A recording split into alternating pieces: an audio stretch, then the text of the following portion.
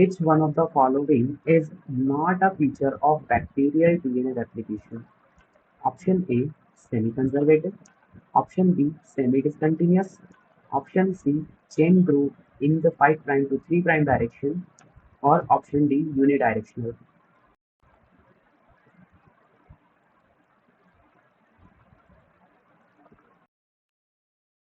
Correct answer would be option D.